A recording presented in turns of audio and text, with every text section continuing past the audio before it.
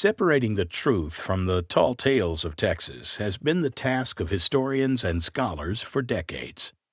The exploits of its larger-than-life characters are the stuff of legend and have fueled an international curiosity, if not admiration for, the allure and romance of the Lone Star State. When the eyes of the world turn to Texas, they often focus on its cities to the south, and there, nestled between its bustling metropolitan neighbor Houston and the historic seaside resort of Galveston, sits the city of Pearland, a prosperous, welcoming community that for over 125 years has carved its own path on its own terms. My wife and I moved to Pearland almost 20 years ago, looking for a little less traffic and another way to raise our children in a smaller community. I grew up in Katy, Texas, which is similar to Pearland in a lot of ways. We also had a train depot in Katy. Growing up, we would buy feed on the platform at the depot, which is now a museum there as well. The journey has not always been easy. In years past, Pearland residents survived devastating natural disasters, 2 world wars, the decimation of the cash crop which gave the city its name, and the roller coaster ride that is the Texas oil industry. But today, the city of Pearland stands perfectly poised for the future, a testament to the vision, the resilience, and the courage of its adventurous ancestors, and the arrival of one of the most notable products of the Industrial Revolution, the locomotive and the railroad. In cities across Texas, many of today's tracks and trains are regarded as a necessary nuisance, an inconvenient interruption to the daily commutes of those whose lives these noble carriers serve with ageless grace. An underappreciated throwback to a time when the railroad was an essential part of the community, when people looked forward to the arrival of the daily train, and with it, visitors, relatives, and commerce. With their introduction, railroads began to play a significant, if not defining, role in the development of the communities along their routes, and the city of Pearland was no exception.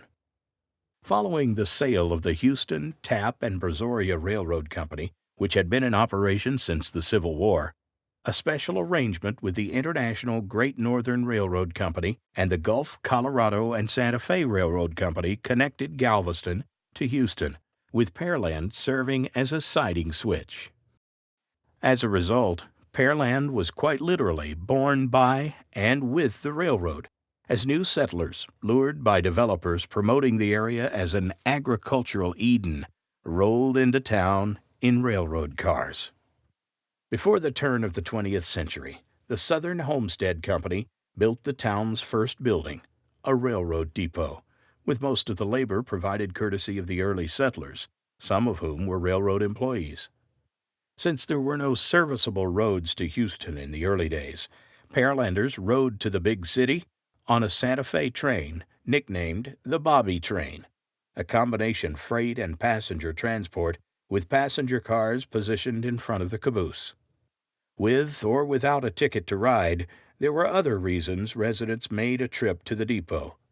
For years, it was the main gathering point in Pearland, drawing dozens of curious citizens every time a train stopped into town. The depot agent, which everybody in town knew his name, is Mr. Bretherton, and Mr. Bretherton was a important citizen in the community, because if somebody came in on the train, Mr. Bretherton would get on the phone and call the family and say, "You've got a family member here that needs to be picked up." They would catch the train to go to Houston for grocery shopping and then come back home, and they'd have people there to meet them. Old Depot, it was the center of activity in the community. It was an important, very important building in the city of Pearland. Following the dawn of the 20th century, tragedy struck the Texas Gulf Coast. Galveston's devastating 1900 storm hit the island on September 8th, but its winds and waters also destroyed the homes and businesses of Pearland residents and decimated its fruit crops. The Santa Fe Railroad Company offered free transportation to anyone who wished to leave town. But Pearland's resilient residents rallied, and when the area experienced an economic revival in 1910, the Allison Ritchie Company put the railroads to good use in their quest to sell land.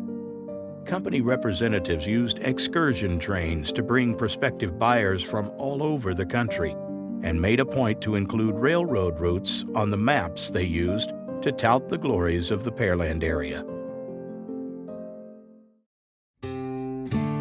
For decades to come, the railroad continued to serve the economic growth and health of Pearland. The rail cars that once carried pears later brought oranges, and when Pearland's promising orange crop was destroyed in a record freeze, local growers converted their orchards to grow figs, later delivered to buyers in Houston via rail. As times and modes of transportation changed, automobiles and trucks made use of better, safer roads and brought travelers and goods within easier reach of their destinations. By 1972, no passenger trains were stopping in Pearland, and the station served primarily as a freight depot. The Atchison, Topeka, and Santa Fe Railroad Company offered to give the depot building to the city, provided that the city removed it from the railroad's property. Well, Billy and I sat down, and both of us were of the same mind. We wanted to get that thing as a depot. And we started out at $1 and other valuable consideration, which is the customary trading. And he said, oh no, he said, we just can't do that. We said, okay, what's it gonna take? And he said, well, I had something in mind like $1,500. And I said, well, we can't pay that. The city doesn't have $1,500 that we could pay that. And he said, well, make me another offer. I said, $5 and other valuable consideration, but I will throw this in. And I told him that we would write a letter of thank you to the president or vice president as they saw fit and post it in the museum where it would stay as an heirloom for the community, and the fact that it did once belong to Santa Fe and was in its wholeness authentic. In 1980, the city sold the property to the First Baptist Church and made plans to move the depot to its present location next to Pearland City Hall, where it became the home of the Pearland Hobby Area Chamber of Commerce until 2008. For years, there were plans to renovate the depot building and turn it into a community center, but those plans did not come to fruition until now. The Pearland Historical Society recently launched a fundraising campaign to restore the depot to its original glory. Your donations to this effort are welcomed, as well as your contributions of memorabilia and other mementos related to railroad history and those early days in Pearland. The Pearland Depot is of frame construction in the style of the Santa Fe Railroad's Depot No. 4. That building is built so sturdy you wouldn't believe it. It's built of rough timber, and I mean timber, not 2x4s. The original floor plans depict 2 waiting rooms, one for men, one for women, each with its own fireplace. The ticket agent's office was between these 2 rooms, with a ticket window facing into each, with a bay window overlooking the tracks. Today, the depot stands proud, with a vintage caboose staged in the adjacent parking lot and a railroad crossing sign as a street landmark. During the planned restoration, original drawings and building specifications are being referenced in pursuit of historical authenticity. Antiques and artifacts collected and donated throughout the years by the Pearland Historical Society and its supporters will adorn its interior walls. I've collected historical artifacts for quite some time, whether it be golf, train, sports, and happened to collect a few things along the way which are now significant to the depot here. One of them would be a stock certificate that was used to raise money for the Tap Railroad here. In many ways, that was the only way for funds to be collected back in the 1800s for projects like this. To find out how your contributions will be put to work, please contact the Pearland Historical Society. Allegiance doesn't have an office in Pearland. We're in surrounding communities, but we do have several employees that have lived here for quite some time. So it is important for us to give back to the community, whether it's with the depot or other relationships our families have with the city. As Pearland welcomes new generations of residents, business people, and those whose work serves the common good, let the Pearland Train Depot give everyone a glimpse of the past and hope for the future.